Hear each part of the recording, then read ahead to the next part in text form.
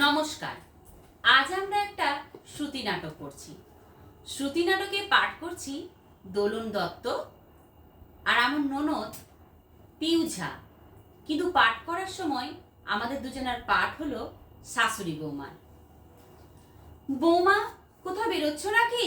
হ্যাঁ, একটু কাজ আছে, কিছু বলবেন? আজ তো রোববার, আজও তোমাকে। তো রবিবার কেন কাজ থাকতে পারে না? না, বলছিলাম কি, সারা সপ্তাহ তোমার অফিস। যা বলবার তাড়াতাড়ি বলুন, অত ভর্ণিতা করবার দরকার নেই। না, সেরকম কিছু নয়। তুমিও তো রাত করে অফিস থেকে ফেরো। আপনার কি খিদে পেয়ে যায়? রান্না তো করাই থাকে, ফ্রিজ থেকে নিয়ে গরম করে খেয়ে নেবেন। নিজের খাওয়ার কথা বলছি না, আসলে নতুন জায়গায় আমরা সবে ফ্ল্যাটে এসেছি। ফ্ল্যাটের লোকেরা আপনার কানে এসে বলছিল তোমার বৌমা অত রাত করে ফেরে, তুমি একটু কোরকে দিতে পারো না, তাই আপনি আমাকে কোরকে দিতে এলেন। ওভাবে কথা বলছো কেন বৌমা? কিভাবে বলবো? ফ্ল্যাটের লোকেদের জিজ্ঞেস করে আসবেন। তাছাড়া তোমার পোশাক আশাক, যেমন এই হাত কাটা জামা। আপনিও তো এই গরমে হাত কাটা পরে আছেন মা। আমার আর তোমার বয়স এক হলো। সেই কি, বয়স্করাই তো রুচিশীল পোশাক পরবে, আমরা তো আপনাদের দেখেই শিখবো। আপনি কতদিন বাথরুম থেকে গায়ে জামা না দিয়েই বেরিয়ে আসেন, আমি এবার থেকে আমিও তাই আসবো। আমি বোধহয় তোমাকে ঠিক বোঝাতে পারলাম না। আসলে খোকা একজন অত বড় অফিসার, তার তো একটা প্রেস্টিজ আছে। আর সেই জন্য আপনার খোকা মাল খেয়ে সিঁড়ি দিয়ে টলতে টলতে ফ্ল্যাটে আসে, কেন লিফটে আসতে পারে না? আমি বারণ করেছিলাম, লিফট যদি আটকে যায়। ও, তাই বুঝি। ওরম বড় পোস্টে চাকরি করলে একটু একটু খেতে হয়। আপনার খোকার বউ কিছু কম পোস্টে চাকরি করে না, এবার থেকে আমিও মাঝে মাঝে। না না বৌমা, ও কাজটি তুমি করো না। ভয় নেই, আমি লিফটে আসবো না, আমি সিঁড়ি দিয়ে টলতে টলতে আসবো। আমি জানি তোমার মুখে কোনো লাগাম নেই। একদিন খাবেন মা, নিয়ে আসবো আপনার জন্য। তোমার বাবা সারা জীবন ধরে এক ফোঁটা খাওয়াতে পারেনি। বাবা মাল খেতেন? ওই মাইনে দিন একটু আধটু। এই কথা যেন আবার তুমি খোকাকে বলো না। আমিও এক দিন খেলে যেন খোকাকে বলবেন না, ও গুরুদেব তো দিন রাত খায়। ওদের ওসব কারণ সেবা। আপনি না হয় অকারণেই সেবা করলেন।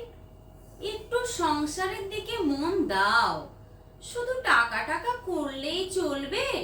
4 বছর হলো তোমাদের বিয়ে হয়েছে, এখনো পর্যন্ত কেউ হামাগুড়ি দিল না। আপনি হামাগুড়ি দিন না মা, ঘরের মেঝেটা একটু মুছলেও হামাগুড়ি দেওয়া হয়। 4 বছরে একটা বাচ্চা হলো না। আপনার তো 60 বছরের দাম্পত্য জীবনে মাত্র একটি খোকা, আমারও তো তাই হবে। তোমার মতো আজকালকার বউদের রকম সকম ভালো লাগে না। খোকাকে বলবো আমাকে বৃদ্ধাশ্রমে পাঠিয়ে দিতে। আশ্রমে থাকবেন, আশ্রমে খাবেন, জানেন তো শ্রম করে যারা খায় তারা শ্রমিক, আর যারা বিনা শ্রমে খায় তারা আশ্রমিক। হ্যাঁ, বলবেই তো, বিনা পরিশ্রমে তোমাদের সংসারে খায়। কবে আমি কাশি মাসি হয়ে চলে যেতুম, নেহাত খোকা আমার রত্নতুল্য ছেলে, তাই পড়ে পড়ে তোমার বুক ঝামটা খাচ্ছি। ছেলের দোষগুলো একটু দেখবার চেষ্টা করুন মা, সব সময় বৌমার দোষ ধরবেন না। ছেলে মাল খেয়ে বাড়ি ফিরবে, কোনো দোষ নেই, উঁচু পোস্টে কাজ করে তো ওই রকম একটু আধটু হয়। ছেলে বাড়ির কোনো নিয়ম মানবে না, ঠাকুর ঘর মানবে না, জিনিসপত্র ছড়িয়ে ছিটিয়ে রাখবে। খোকা আমার বরাবরই ওরকম ছন্ন ছাড়া, তুমি একটু মানিয়ে নিলেই তো পারো বৌমা। আমি খোকার কোনো দোষ ধরি না। ধরেন যদি খোকা আমার সাথে পিস পিস করছে, বারান্দার ফাঁকে জড়িয়ে ধরছে, হাসি ঠাট্টা করছে, অমনি খোকা বউয়ের সাথে ওরকম আদিক্ষেতা করিস না, তুই না পুরুষ মানুষ। কথাটা কি মিথ্যে? আমাদের সময় রাত্রি ঘরে এসে তবে বরের সাথে দুটো কথা বলতে পারতাম। আপনাদের কথা ছাড়ুন তো, এক গাদা দেওর ভাসুর যা সব ফষ্টি নষ্টি হতো আপনাদের, একটা দেওর নেই যে দুটো মিষ্টি কথা বলবো। একটা মাত্র শ্বশুর ছিল, তাও আবার অকালে চলে গেলেন। শ্বশুর একটা মাত্রই হয়। আপনি কিন্তু মা লাইফটা খুব এনজয় করেছেন। ভ্যারি মাই ডিয়ার শ্বশুর, 65 ইয়ার্স রোমান্টিক। মরা শ্বশুরকেও তুমি ছাড়বে না? বাড়ি খারাপ কি বললাম? আসলে আপনি বড় জেলেস। শ্বশুর মশাইয়ের সুখ খেতে আপনার সহ্য হয় না। হ্যাঁ, সুখ খেতে তো বলবে। বুড়ো বয়সে ভীমরতি। আমি চা আনলে বৌমা কোথায়, আমি খেতে দিলে বৌমা নেই। এমনকি স্নানের সময় গরম জলটা বৌমাকে দিতে হবে। নিজের বউ বুড়ি হয়ে গেলে ওরকম একটা শখ হয় মা। তবুও তো লুকিয়ে লুকিয়ে আপনার জন্য তেলে ভাজা। ওটা তোমার শ্বশুরের চিরকালের অভ্যাস। অফিস থেকে ফেরবার সময় আমার জন্য কিছু না কিছু আনবেই। মা আপনি কোনোদিন প্রেম করেছেন? কাকে কি বলছো বৌমা? না, বলছিলাম কি আপনাদের অল্প বয়সে বিয়ে হতো? এত বড় দাম্পত্য স্পেনে এদিক ওদিক একটু আধটু।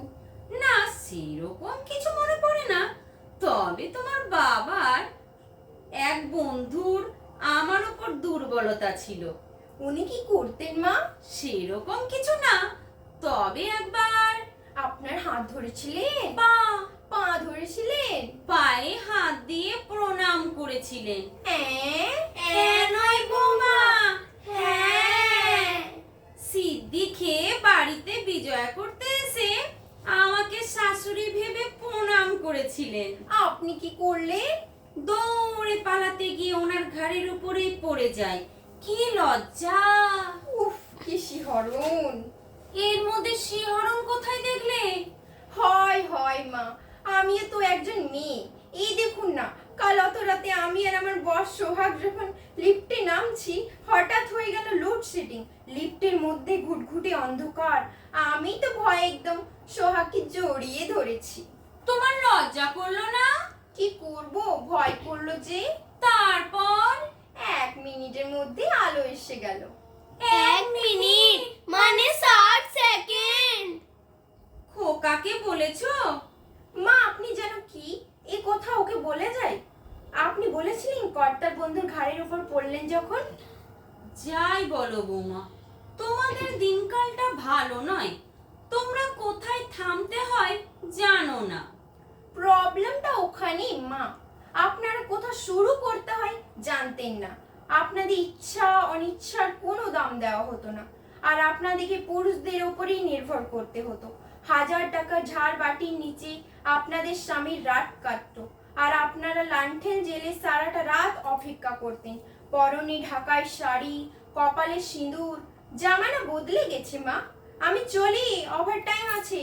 আপনার খোকা ফোন করলে বলে দেবেন, ফিরতে রাত হবে।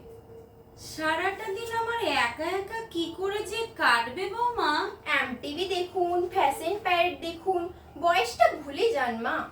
প্রতিটা মুহূর্তে নিজেকে বাঁচিয়ে তুলুন। আহ, ওহ মেরে তুম, আসুন আসুন, আজ আপনাকে একটু হামি খেয়ে নিই। আহ, ছাড়ো ছাড়ো, পাগলি কোথাকার। যাচ্ছি।